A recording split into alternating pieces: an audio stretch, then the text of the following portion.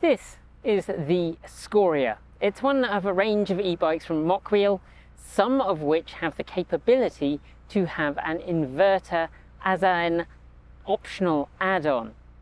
And one of the reasons that we chose to review it is because of that inverter. But first, let's talk about the specs of this bike.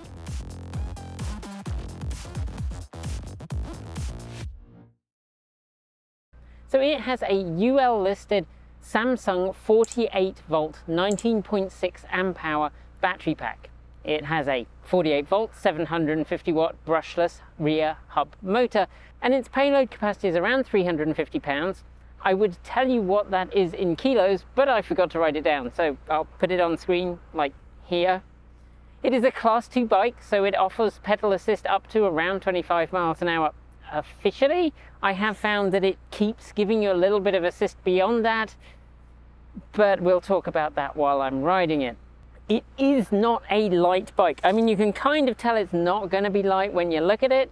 It is 81 pounds, that is about 37 kilos, and the stated range 60 to 80 miles. Now, I found that really variable. It depends on how much assist you want to use. If you use it on level 5 assist all the time, or just pressing the little throttle there, yeah, you're not going to get your 60 miles. But today I've put another 10 miles on the 15 that I had on it before, and then I'm probably around 20% of the way through the battery pack. So, you know, we might get nearly 100 miles, but today I've used pretty minimal pedal assist.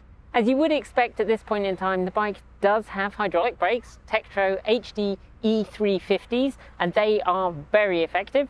Again, I'll give you some more information on that in my riding impressions. It is thankfully also equipped with a torque rather than a cadence sensor, which is really nice to see at this price point. It has a 7-speed rear Shimano derailleur and a 44-tooth crankset up at the front. Like I said, one of the reasons that we decided to review this bike and not one of the other 7,000 e-bikes that we've been offered over the last year is that it comes with an inverter, or at least you can spec it to come with an optional inverter.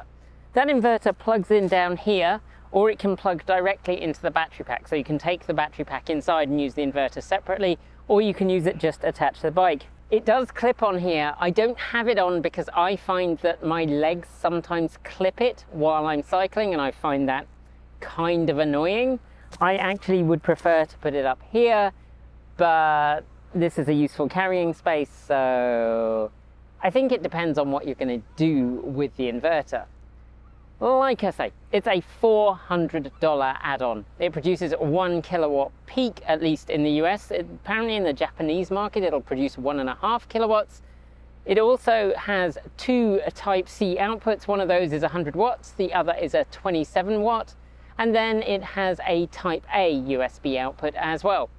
There's a 12 volt 10 amp barrel connector as well, which may be useful to you, and there are 2 110 volt outlets. The inverter produces a modified sine wave, and the first question I had was, how good is this modified sine wave? Because there is equipment that is either less efficient or does not work at all, particularly, you know, my old weird computers, they don't like modified sine waves. And there's also equipment that runs less efficiently when it's faced with a modified sine wave. And if you're wondering what a modified sine wave is, if you look at the power that comes out of your outlet, I can show you it on screen now. This is the sine wave that you get. It's nice and smooth. Now, sometimes a modified sine wave can be, shall we say, steppy. There are inverters that just produce square waves, that just literally up and down and up and down. And then there are modified sine waves, which are usually smaller steps to produce something that looks more like a sine wave. And often what happens with these is that at high power draws, the sine wave breaks down. So first thing we're going to do is plug in that inverter and see what it can do, see whether it can really generate the roughly 1 kilowatt. And the other thing that we're going to do, we're going to see what happens to that sine wave when we start drawing a kilowatt. Okay, so this is the sine wave that it's producing. Looks pretty good. And This is really impressive, decent modified sine wave. I actually wouldn't be that bothered about plugging any of my appliances into this, so this is really quite impressive. And if you start demanding more power from the inverter than it can supply, first obviously the fans kick in, which happens when you're drawing 1 kilowatt anyway, and then secondly, after a little while, it just switches off. So that is actually really impressive. I'm very pleased with the output from the inverter. It's something I really wouldn't actually worry about plugging most things into.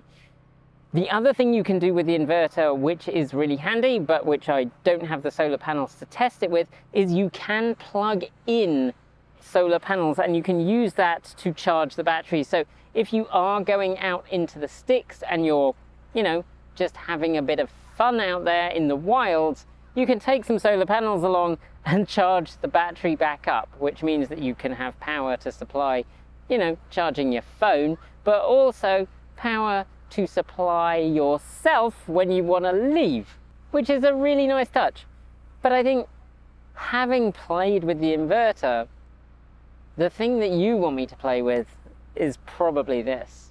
So let's start off with the geometry. The Mokwheel Scoria is designed, they say, for smaller riders. I am 5'6", on a good day, 5'6.5", which is what, 168, 169 centimeters, something like that. The handlebars, at least the way I've positioned them for me, they're very comfortable. There is some fore and aft movement that you can do, and we'll talk about why I just suddenly jerked backwards when we talk about how it feels to ride. There is a fair amount of adjustment that you can do, which gives you a bit of a range for the length of your arms. And unlike one other bike that I once had, which was a rally, I think, that one, my knees would hit the handlebars if I was turning too sharp of a corner. I don't have that problem on this bike. This bike is actually quite long, so there's quite a lot of room here. I think if you have really quite short arms, you might find this bike kind of uncomfortable because of this kind of distance, but I think this is one of the things where it's really good if you can get and sit on a bike before you order it, because they are different. Obviously that is a challenge, but Mokwheel do have dealers in the US. So if you live near one of them, I think that's a better way to buy a bike, is to go and be able to sit on it and try it.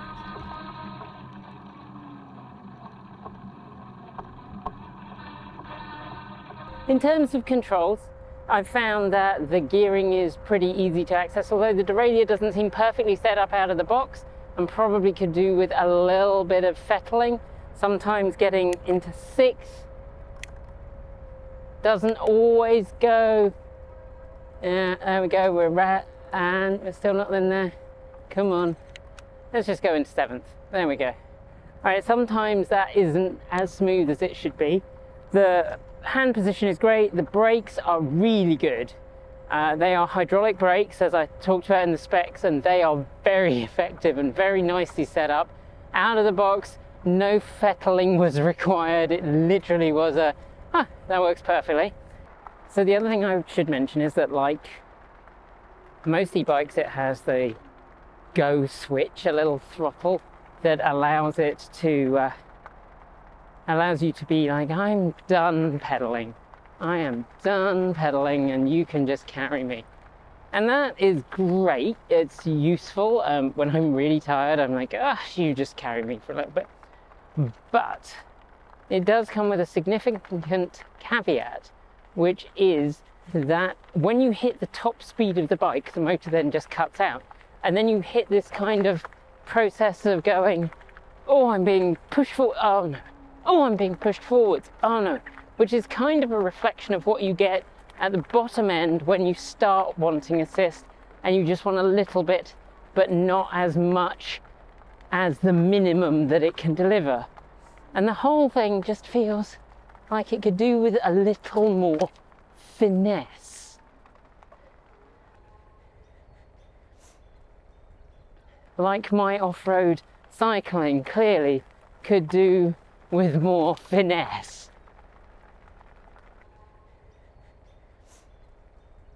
The other thing of note is that when you pull on either of the brake levers, it does put on a brake light at the back, which is a really nice touch, especially for a bike that you might want to use in urban areas.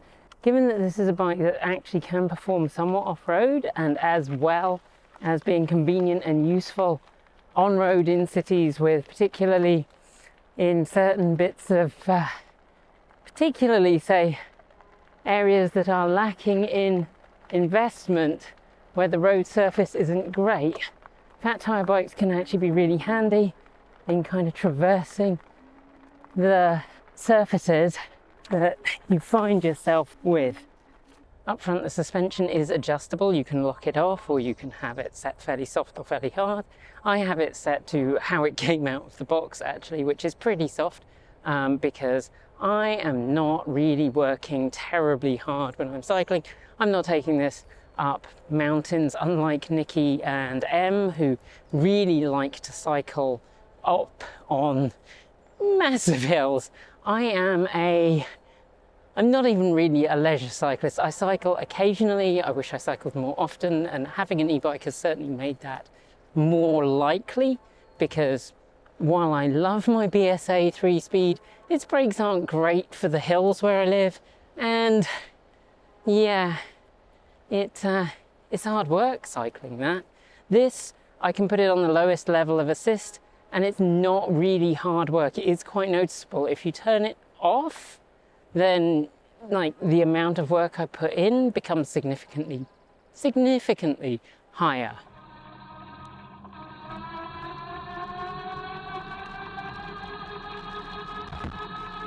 As Nikki has commented before, e-bikes quite often have gearing which is really very much intended for you to ride the bike only ever with the bike in a assisted mode. And this has a 44 tooth sprocket at the front, and it is a bit of work to get it going, but it's not too bad. But the problem is instead at the other end.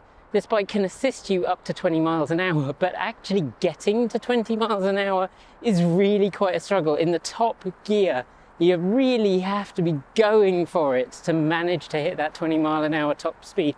And actually it does keep assisting you a little bit after that, up to 25-ish. At least that's the fastest I've managed to get assist. But at that speed, my feet are a blur, and it is really hard to just keep that pace up for very long. So one of the other questions obviously is, what is the ride like? The suspension is pretty good. The front is quite soft, which is how I have it set up, but it does have a good range of adjustment.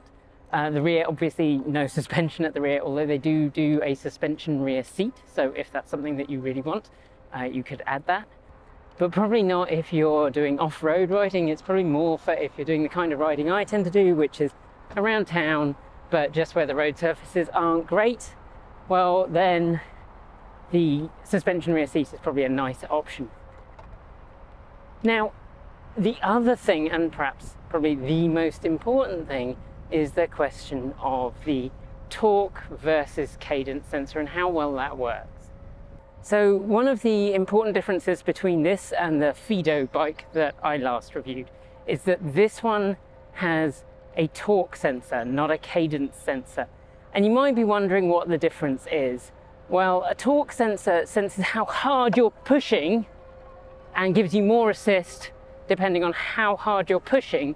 A cadence sensor uses the speed of the pedals to judge how much effort it should assist you with. Now, cadence sensors are cheaper, which is why they like fitting them to a lot of cheaper bikes. So it is nice that this one has a torque sensor, and it does make a significant difference. With the cadence sensor, I was having to make sure that I dropped down a gear before I got to a hill, because if I hit the hill in the wrong gear, then I wouldn't be going fast enough to get the level of assistance that I needed to make it up the hill. With the torque sensor, that is not a problem that I've had. So where it falls down is that the bike just doesn't seem to have enough gradations of power that it can deliver. Like at the lowest point where I just need a tiny bit of assist, I find that I'm quite often like thrown forwards a little bit as it disengages, then thrown back again as it re-engages, because it just doesn't have enough steps in power delivery. And that is a real shame, because actually in many ways, there it just did it again. In many ways, it's really good. Like the torque sensor works well when I push harder. You go quicker, you get more assistance. And then when you back off, you get less assistance. And that is really how it should be working. The other thing that's kind of tricky with this bike is the amount of noise from the motor. Now, it's not... I guess the thing is, when I'm cycling, what I want is basically no noise at all. And what you get with this is a fairly significant and noticeable motor whine whenever there is assistance on. So that gets louder the harder that you work it. So when you really are using the assistance fairly significantly, then it does become very noticeable, and that is not my favorite thing. To be fair, I don't think it's significantly worse than any of the other e-bikes in its price range that I've been on, been near, seen, tested, anything like that. But I will say, if you're looking for a bike that's really quiet, you probably want to be looking somewhere else.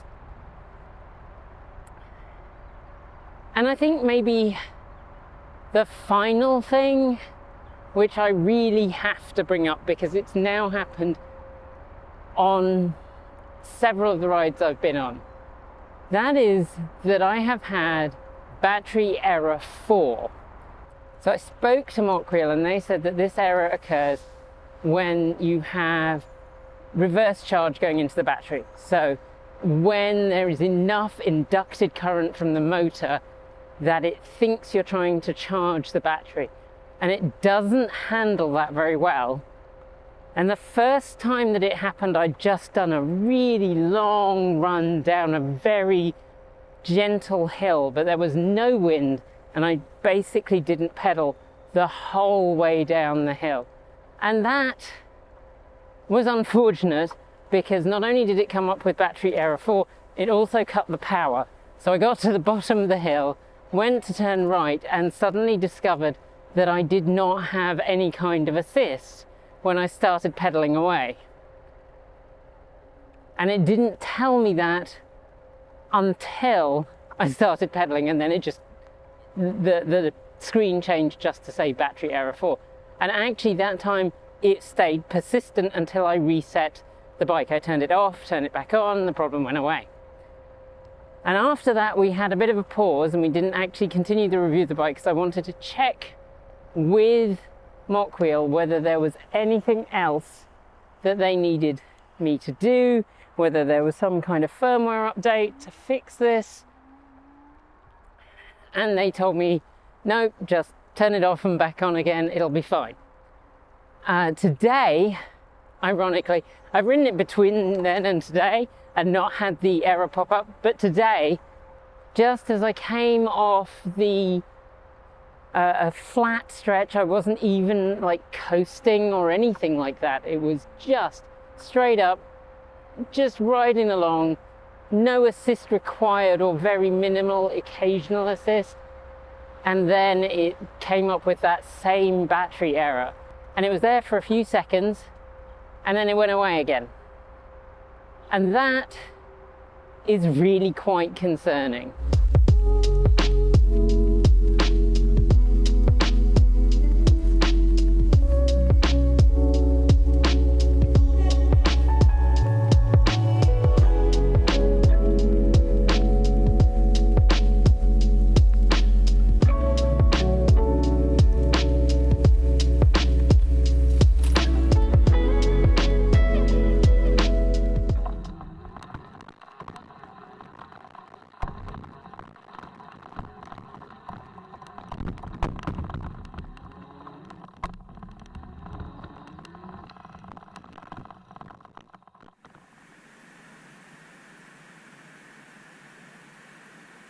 So then, after riding it for a while, what do I think of the Mokwheel Scoria?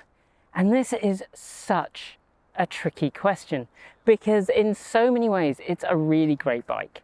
It's really enjoyable to ride, the geometry is really good, it's actually geared reasonably well, although I would like a little slightly higher gearing for street riding, maybe. But I go back to opening the box and finding lots and lots of pieces of metal, which just little tiny shavings, which makes me concerned about the longevity of the bike. And look, I know I have a weird perspective on this. My other bike is nearly a century old. It's a 1930s BSA step through with a 3-speed, it now has 3-speed Sturmey Archer gears, but it used to have 3-speed BSA gears. And that bike I can still get fixed. I can still get it fixed pretty much anywhere because the parts for it are all standard. The pieces that you need to repair are all standard, and it's a simple, easy to repair frame. And this, it worries me because the motor is presumably proprietary. You have to buy it from them if you need a replacement. The other parts are all proprietary and you need to buy it from Mokwheel if you need a replacement. So will they be around in 50 years? Will they be around in 100 years? I mean, to be fair, you're probably not going to want this bike in 100 years' time. Technology is moving forward. But will they be there in 10 years' time when something breaks? And that is a question which kind of bothers me. The other question is, with the torque sensor being such a significant improvement over the cadence sensor on other bikes I've ridden, it's really disappointing that the power supply can't deliver enough gradations of power to make that power delivery smoother.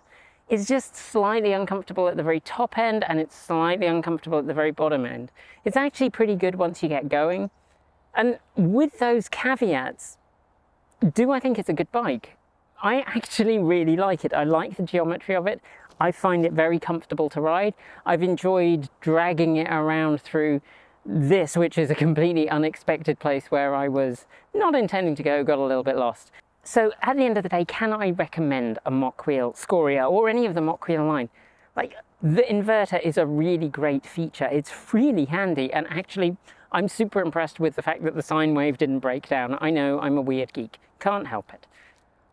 The bike itself, I've actually really enjoyed riding. The street tyres on it have been great. It's handled this kind of gravelly stuff, which I've unintentionally found today, with aplomb, and generally I've been very impressed with it. But I do have concerns about the longevity, and that is where you have to make your decision. At this price point, you can either get a really good bike that isn't an e-bike, or you can get something like this, which has these kind of compromises. And it depends on what you're looking for. Thanks for joining me today. And if you've got thoughts, make sure you leave them below in our Discord chat room, or you can reach out to us on Mastodon. Thanks to the amazing list of people scrolling by on your screen right now. They are some of the more than 1,500 people who help fund this channel through Patreon and YouTube, covering our bills, paying our team, and making sure that we can be 100% independent. If you'd like to join them and see your name listed here, just follow the links below. There's a range of different tiers you can sign up for, from as little as $1 a month. Or if you pay yearly, just under $11 a year. A huge welcome to our newest supporters: Carol Bullower, Rodolfo, Michael Owen, Winter, and Wilton Live. To join the list and get your shout out, become a paid Patreon member for your week of fame. If you'd like to support us with a one-off donation, you'll find links below to make Ko-fi and Bitcoin donations, and we even have an old-fashioned PO box you can reach us at. Address is also down below. And if you're in need of some swag, you'll find our swag store in the down below too. This month we're celebrating spring with an amazing t-shirt design by our in-house artist and animator Erin. Get yours today by heading to our Redbubble store. We've got some great content coming up, so make sure you've subscribed on PeerTube or YouTube, and we'll see you soon. We make new videos every Monday, Wednesday, Friday, Saturday, and Sunday. If you want more, the mighty algorithm thinks you'll like this video, but we think this one is also well worth a look. See you soon, and as always, keep evolving!